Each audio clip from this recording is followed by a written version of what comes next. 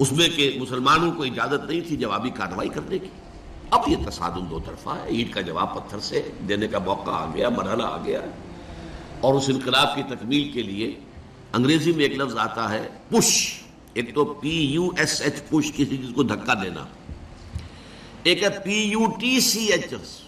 یہ پش جو ہے یہ ہے کسی بھی مہم میں پھر آخری حلہ بولنا. تو یہ پش جو ہے انقلابی جدوجہد کا فائنل پش جو ہے وہ ہے یہ آرم کانفلکٹ. اور اس کا بھی آغاز اس ایکٹیو ریزسٹنس کے نتیجے میں جو حضور نے 1 سال تک جاری رکھا، اس کے نتیجے میں یہ 1000 کی فوج نکلی. حضور جب اپنے 313 ساتھیوں کو لے کر تقریباً درمیان میں تھے مدینے اور بدر کے، وہاں حضور کو وحی کے ذریعے سے اللہ نے اطلاع دے دی کہ مکے سے ایک لشکر بھی چل چکا ہے، بڑا طاقتور لشکر. اور ساتھ ہی اے محمد صلی اللہ علیہ وسلم، ہمارا وعدہ ہے کہ ایک تو وہ جو اوپر سے قافلہ آ رہا ہے شمال سے، اور ایک جو جنوب سے آ رہا ہے لشکر، ان دو میں سے ایک پر ہم ضرور مسلمانوں کو فتح دے دیں گے. یہ وحی جب حضور پر آ گئی اور آپ کو اطلاع مل گئی کہ مکے سے تو قریش کا ایک فوج نکل آئی ہے، مسلح، کیل کانٹے سے لیس، پوری تیاریوں کے ساتھ. اب آپ نے ایک مجلس سے مشاورت منعقد کی اور آپ نے مسلمانوں کے سامنے یہ مسئلہ رکھ دیا کہ دیکھو ہم نکلے تھے اس کام کے لیے، لیکن اب صورت اللہ تعالیٰ کی طرف سے یہ پیش آ گئی ہے، وہ قافلہ بھی آ رہا ہے اور ادھر سے لشکر بھی آ رہا ہے، اور اللہ کا وعدہ ہے ان میں سے ایک پر لازماً اللہ ہمیں فتح عطا کر دے گا. تو بتاؤ کہ ہم کدھر چلیں، لشکر کی طرف چلیں یا قافلے کا پیچھا کریں؟ اس کو آپ جدید اصطلاح میں یہ کہہ سکتے ہیں کہ یہ اپنے ساتھیوں کے مورال کو ریڈ کرنے کی حضور کی طرف سے ایک کوشش تھی. پتہ چلے ساتھیوں کی کا مورال کیا ہے، کیا عالم ہے، ان کا حوصلہ کیا ہے، ان کے جذبات کیا ہیں، ان کی امنگیں کیا ہیں. آیا وہ ڈر جاتے ہیں یہ سن کر کے لشکر آ رہا ہے، قریش کا لشکر؟ قریش کا تو یوں سمجھیے کہ اس کا لفظ ہی ایک دہشت پیدا کرنے والا تھا عرب کے اندر. قریش، ان کا لشکر اور تیاری کے ساتھ پوری طریقے سے کیل کانٹے سے لیس، یا یہ ہے کہ ان کے اندر اس کیفیت سے اور استقامت پیدا ہوتی ہے کہ ٹھیک ہے اب وقت آیا، اب وقت شہادت آیا ہے، اب وقت آیا ہے کہ ہم اپنا جو مقصود و مطلوب ہے، شہادت ہے مطلوب و مقصود مومن، نہ مال غنیمت نہ کشور کشائی. تو حضور نے جب یہ مشورے کے لیے بات رکھی، یہ بات بڑی اہم ہے، بڑی پیارا واقعہ ہے یہ سیرت کا. مہاجرین میں سے کئی افراد نے کھڑے ہو کر تقریریں کی بڑی جوشیلی. حضور جو حکم آپ کا ہو آپ بسم اللہ کریں، ہم تیار ہیں، ہر شے کے لیے تیار ہیں، فیصلہ آپ کو کرنا.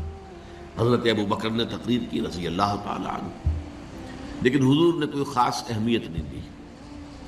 حضرت عمر نے تقریر کی، اب بھی حضور نے کوئی خاص اہمیت نہیں دی. فرمایا بھائی دو مشورہ دو، آپ لوگ مشورہ دیجئے. پھر حضرت مقداد ابن الاسود نے جو تقریر کی ہے وہ بڑی پیاری ہے کہ حضور ہم موسیٰ کے ساتھی نہیں ہیں کہ جنہوں نے جنگ کے وقت کہہ دیا تھا کہ فَاذْهَبْ أَنْتَ وَرَبُّكَ فَقَاتِلَا إِنَّا هَاهُنَا قَاعِدُونَ. جاؤ موسیٰ تم اور تمہارا رب جا کر جنگ کرو، ہم تو یہیں بیٹھے، ہم جنگ نہیں کریں گے. ہم موسیٰ کے ساتھی نہیں ہیں، ہم محمد کے صحابی ہیں صلی اللہ علیہ وسلم. خدا کی قسم آپ بسم اللہ کریں، جو بھی قدم آپ اٹھائیں گے انشاءاللہ اللہ تعالی ہمارے ذریعے سے آپ کو آنکھوں کی ٹھنڈک عطا کرے گا. حضور ان کی بات کو بھی کوئی خاص اہمیت نہیں دے رہے. پھر فرما رہے اشیرونی، مجھے مشورہ دو بھائی. اب یہ بات جو ہے انصار کی سمجھ میں آ گئی کہ حضور کا روح سخن ہماری جانب ہے، کیونکہ انصار سے جو معاہدہ ہوا تھا بیعت عقبہ ثانیہ میں وہ یہ تھا کہ اگر مدینے پر حملہ ہوگا تو ہم آپ کی حفاظت کریں گے اپنے اہل و عیال کی طرح. ابھی مدینے پر حملہ نہیں ہوا تھا بلکہ حضور آگے بڑھ کر نکل آئے ہیں مدینے سے اور جنگ مدینے سے باہر ہو رہی ہے.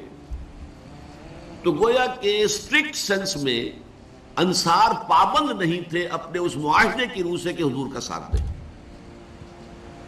اور ظاہر بات ہے کہ اب جو سچویشن پیش آ گئی تھی صرف مہاجرین کی نفری کافی نہیں تھی. 80-85 مہاجرین تھے، باقی سب کے سب تو انصار تھے، ان میں 313. وہ کفایت نہیں کرتی تھی اس سچویشن جو اس وقت پیش آ گئی ہے. لہذا حضور بار بار کہے تو سمجھ گئے. حضرت سعد بن عبادہ کھڑے ہوئے رضی اللہ تعالی عنہ، اور بڑی پیاری تقریر ہے ان کی یہ، کأنک تعنینا یا رسول اللہ، اے اللہ کے رسول شاید آپ کا روح سکون ہماری جانب ہے. فإنا آمنا بک وصدقناک، تو ہم تو آپ پر ایمان لا چکے ہیں. وہ بیعت عقبہ والی بات کو آپ بھول جائیے. جب ہم ایمان لے آئے، ہم نے آپ کو اللہ کا رسول اور نبی مانا ہے، تو ہمارے لیے آپشن کون سا ہے؟ We don't have any option. خدا کی قسم اگر آپ اپنی سواری سمندر میں ڈال دیں گے، ہم سب کے سب آپ کے پیچھے سمندر میں اتر جائیں گے. اور خدا کی قسم اگر آپ ہمیں حکم دیں گے تو ہم برق الغماد تک پہنچ جائیں گے، یمن کا ایک شہر، اور اپنی جو سواریاں ہیں یہ اونٹ اور اونٹنیاں انہیں اس طویل سفر کی وجہ سے لاغر کر دیں گے، لیکن آپ جہاں حکم دیں گے آپ بسم اللہ کیجیے. اس پر آتا ہے کہ حضور کا چہرہ کھل اٹھا، خوشی کے اور بشاشت کے آثار، کہ یہ جو جماعت میں نے تیار کی ہے اتنی محنت سے، دعوت اور تربیت اور تنظیم کے مراحل جو میں گزار کے لایا ہوں، یہ جماعت اب تیار ہے فی الواقع اس آخری مرحلے میں داخل ہونے کے لیے. اب ہم پوری طریقے سے فٹ ہیں. اس پر آپ کے چہرے پر بشاشت آئی. اس کے بعد آپ نے کہا تو چلو پھر بدر کی طرف. اب یہ میں آپ سے عرض کر چکا ہوں کہ وہ قافلہ تو بدر کی وادی میں داخل ہی نہیں ہوا. ابو سفیان اس کو لے کر پہاڑی سلسلے کے ادھر مغرب کی طرف سے ہوتے ہوئے ساحل سمندر کے ساتھ ساتھ لمبا سفر کر کے بچ کے نکل گئے. اور یہ جب جو لشکر آ گیا قریش کا، اور جب پڑاؤ ہے، صرف میں اس کے بھی دو واقعات آپ کو سنا دوں کہ جب پڑاؤ پڑا ہوا ہے تو وہاں اطلاع پہنچ گئی کہ قافلہ تو بچ کر نکل گیا. ابو سفیان کا پیغام آ گیا کہ میں قافلے کو بحفاظت لے کر مکے پہنچ گیا. اب یہاں سوال پیدا ہوا پھر وہی ہاکس اینڈ ڈوز کا معاملہ. ڈوز نے یہ سوچا کہ اب خوریزی کاہے کے لیے، ہم تو نکلے تھے اپنے قافلے کی حفاظت کے لیے، قافلہ تو پہنچ گیا. لیکن جو ہاکس تھے ان کو تو سمجھ میں یہ آیا کہ یہ تو ہمیں موقع مل گیا، گاڈ گیون اپارچونٹی. یہ ڈوز ہماری بات چلنے نہیں دے رہے تھے. اب جو ہے اب ہم یہاں تک پہنچ گئے ہیں، مدینہ یہاں سے صرف 80 میل دور ہے، ہم کہاں سے کہاں تک ہو کر یہاں پہنچ گئے ہیں، تو اب تو موقع ہے، اب یہاں سے واپس جانے کا کیا سوال. حضرت حکیم بن حزام رضی اللہ تعالی عنہ اس وقت تک ابھی ایمان نہیں لائے تھے. وہ گئے عتبہ کے پاس. کیا عتبہ، دیکھیے ہمارا جو وہ قافلہ تھا وہ تو بچ کے جا چکا ہے، اب یہ خامخواہ کی خوریزی اور جنگ کاہے کے لیے. آپ کی حیثیت یہ ہے قریش کے ہاں کہ اگر آپ اس کو روکنا چاہیں تو جنگ اب بھی رک سکتی ہے. اس نے بھی کہا ٹھیک ہے، بات تو تمہاری صحیح ہے، اچھا چلو چلتے ہیں ابو جہل کے پاس. وہ he was the chief of the ہاکس. وہاں جا کر بات کی اور وہ شخص جو تھا پھر اس نے پینترا بدلا، تانا دیا عتبہ کو. عتبہ کے بیٹے تھے حضرت حذیفہ رضی اللہ تعالی عنہ، جو ایمان لا چکے تھے حضور کے ساتھ تھے. ہاں معلوم ہوتا ہے عتبہ بیٹے کو سامنے دیکھ کر تم پر بزدلی طاری ہو گئی ہے. اب یہ عرب کے لیے بہت بڑا تانا تھا.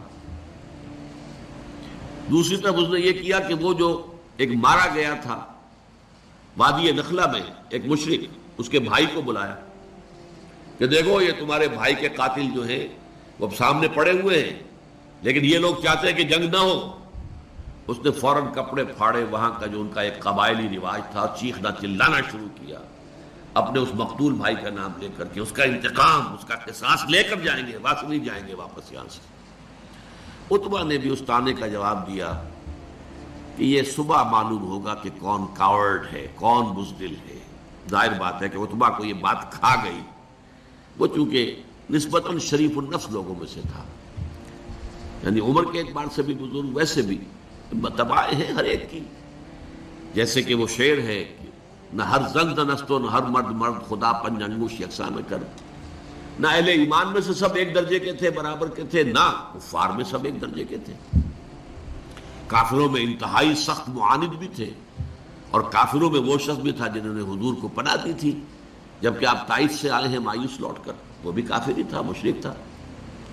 اور ظاہر بات ہے کہ ابو طالب بھی تو کفر ہی کی حالت میں دنیا سے گئے ہیں، لیکن حضور کی مدد کرتے رہے، آپ کو سہارا دیتے رہے. تو ہر طرح کے لوگ ہوتے ہیں. تو عتبہ در حقیقت ان میں سے شریف النفس لوگوں میں سے تھا، لیکن شریف آدمی کو پھر یہ تانا بھی کھا جاتا ہے بری طرح. تو اس نے کہا اچھا یہ تو کل صبح پھر فیصلہ ہوگا کہ بزدل کون ہے. نتیجہ یہ ہوا ہے کہ پھر اگلے دن سب سے پہلے عتبہ میدان میں آیا. یہ اس تانے کا نتیجہ. اپنے بھائی شیبہ بن ربیعہ کو بھی ساتھ لیا، اپنے بیٹے ولید بن عتبہ، حضرت حذیفہ کا چھوٹا بھائی. اب بڑا بھائی حضور کے ساتھ ہے، چھوٹا بھائی یہاں مقابلے میں آیا. یہ نکلے جیسے کہ پرانے زمانے میں رواج تھا، مبارزت، چیلنج کیا، آئے کوئی ہمارے مقابلے میں. ادھر سے 3 انصاری صحابی نکلے. انہوں نے پوچھا کون ہے آپ لوگ، ڈسکلوز یور آئیڈینٹی. انہوں نے بتایا ہم انصار میں سے ہیں. کہ نہیں تم سے ہم جنگ کرنے آئے ہی نہیں ہیں، ہماری شان سے فروتر ہے کہ ہم یہ کاشتکاروں سے جنگ کریں.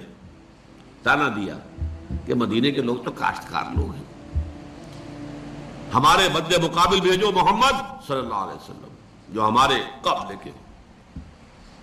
حضور نے ان تینوں کو اشارہ کیا واپس آ جاؤ.